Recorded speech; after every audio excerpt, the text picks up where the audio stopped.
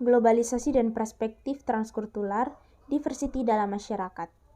Globalisasi menyebabkan masyarakat dalam suasana multikultural yang disebabkan karena migrasi antar daerah dan negara menjadi lebih mudah. Keperawatan transkultural menjadi komponen utama dalam kesehatan dan menjadi konstituen penting dari perawatan yang mengharapkan para perawat.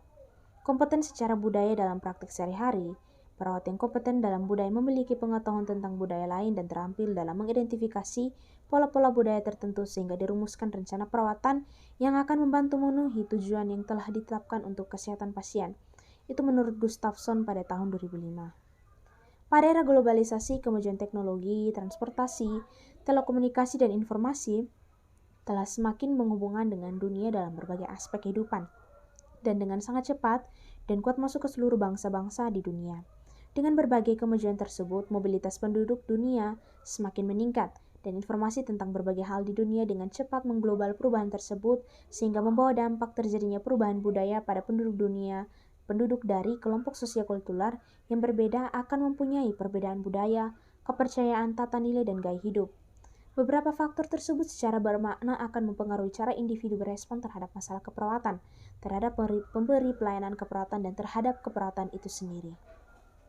Yang berikut ada tindakan dan keputusan yang diambil. Yang pertama itu mempertahankan asuhan budaya atau culture care, prevention, atau maintenance, yaitu mengacu pada tindakan dan keputusan profesional yang dapat membantu pasien meningkatkan dan mempertahankan status kesehatannya, dan mempertahankan budaya dilakukan bila budaya pasien tidak bertentangan dengan kesehatan.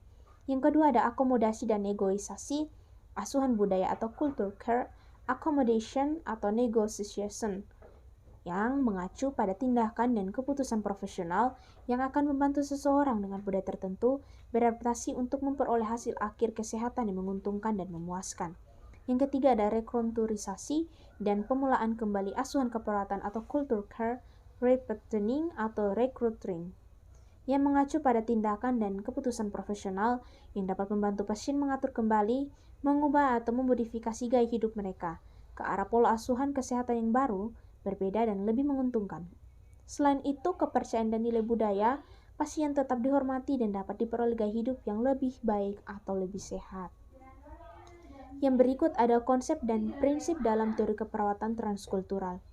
Keperawatan transkultural adalah area keilmuan budaya pada proses belajar dan praktek keperawatan yang fokus memandang perbedaan dan kesamaan di antara budaya dengan menghargai asuhan, sehat, dan sakit, didasarkan pada nilai budaya manusia atau kepercayaan dan tindakan. Itu menurut Leininger pada tahun 2002. Nah, yang berikut konsep dalam keperawatan transkultural. Yang pertama adalah budaya. Budaya merupakan norma atau aturan tindakan dari anggota kelompok yang dipelajari dan dibagi serta memberi petunjuk dalam berpikir, bertindak, dalam mengambil keputusan. Nilai budaya itu merupakan keinginan individu atau tindakan yang lebih diinginkan atas sesuatu keputusan. Perbedaan budaya dalam asuhan keperawatan merupakan bentuk yang optimal, mengacu pada kemungkinan variasi pendekatan keperawatan yang dibutuhkan untuk memberikan asuhan budaya yang menghargai nilai individu, kepercayaan, dan tindakan termasuk kepekaan terhadap lingkungan dari individu. Nah, yang kedua, perbedaan budaya dalam asuhan keperawatan itu merupakan bentuk yang optimal mengacu pada kemungkinan variasi pendekatan keperawatan yang dibutuhkan untuk memberikan asuhan budaya yang menghargai nilai individu, kepercayaan, dan tindakan termasuk kepekaan terhadap lingkungan dari individu yang datang dan individu yang mungkin akan kembali lagi. Itu menurut Leininger pada tahun 1985. Nah, kita masuk dalam diversity dalam masyarakat. Di sini ada keragaman suku, agama, budaya, dan bahasa. Di Indonesia menjadi sesuatu hal yang tidak dimiliki oleh negara lain. Karena itu yang pertama, keragaman ini dapat dijadikan sebagai sesuatu yang positif dan mendukung pembangunan nasional di segala bidang. Walaupun menurut beberapa ahli, bahwa keragaman itu dapat memberikan pengaruh positif. Namun ada juga yang melihat bahwa keragaman tersebut ada pengaruh negatif. Nah, pengaruh positif yang pertama itu seperti apa? Contohnya dalam bidang politik, ini dapat menimbulkan integrasi nasional yang berdirikan Bhinneka Tunggal Ika. Yang kedua, bidang ekonomi, artinya dapat menjadi aset nasional yang mendatangkan devisa atau negara yang besar dan sekaligus dapat meningkatkan kesejahteraan rakyat. Yang kedua, pengaruh negatif itu seperti apa? Yang pertama ada konflik yang bersifat ideologis. Tipe-tipe itu yang pertama yang sosial yang berlatar belakang pembagian sistem nilai yang dianut dan dijadikan ideologi dalam berbagai kesatuan sosial.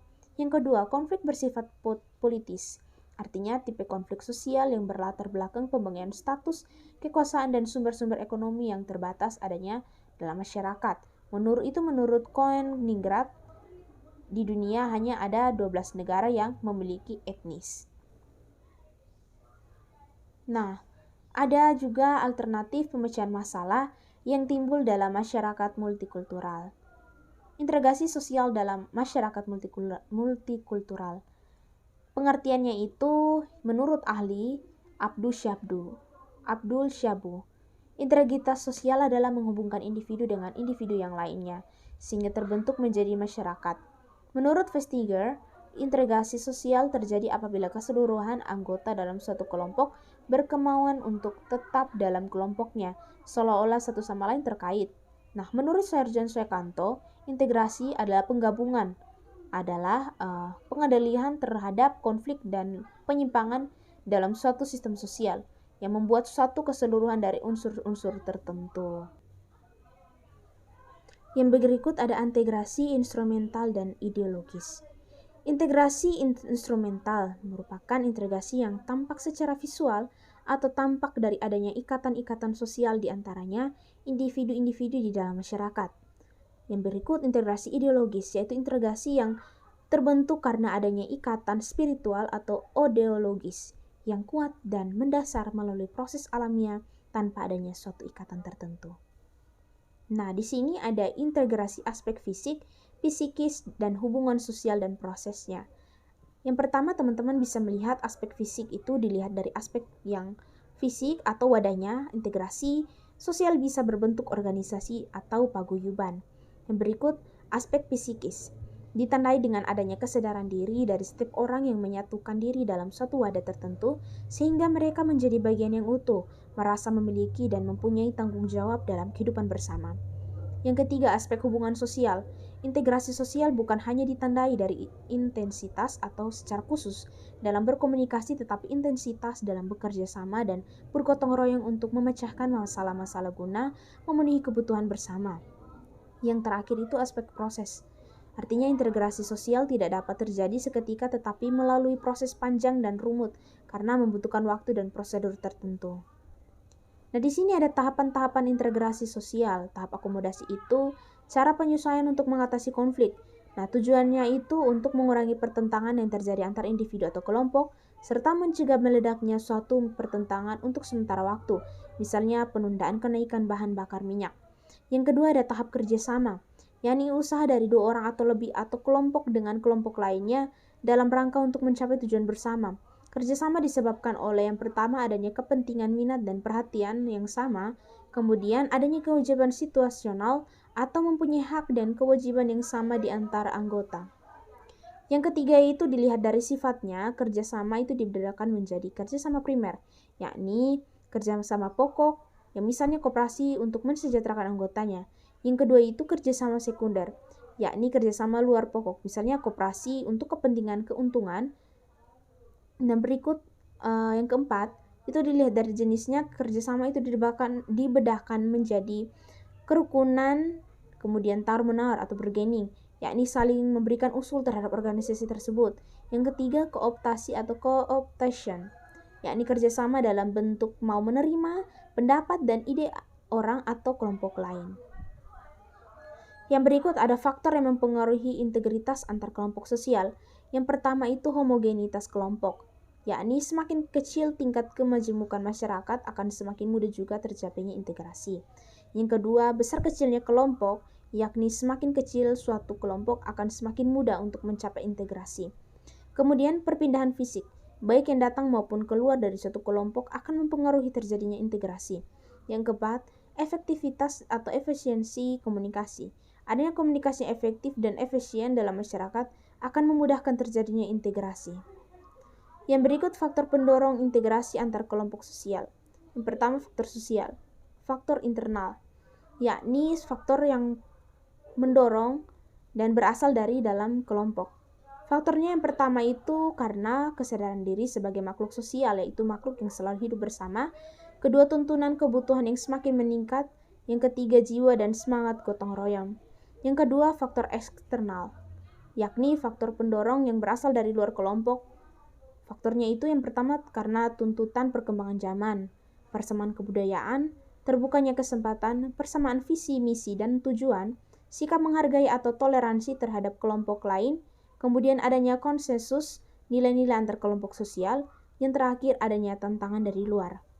Nah, berikut ada pengembangan sikap kritis, sikap dalam toleransi dan empati sosial dalam kehidupan masyarakat multikultural. Sikap kritis yakni perbuatan yang didasarkan pada pendirian atau pendapat serta keyakinan, itu bersifat selalu berusaha dalam menemukan kesalahan atau kekeliruan atau tajam dalam penganalisaan. Yang kedua itu sikap toleransi, yakni sikap menghargai pendirian, pendapat, pandangan, kepercayaan, kebiasaan orang lain yang berbeda dengan diri sendiri. Nah, yang ketiga ada sikap empati, yakni keadaan mental yang membuat seseorang merasa atau mengidentifikasikan dirinya dengan pihak lain atau kelompok lain.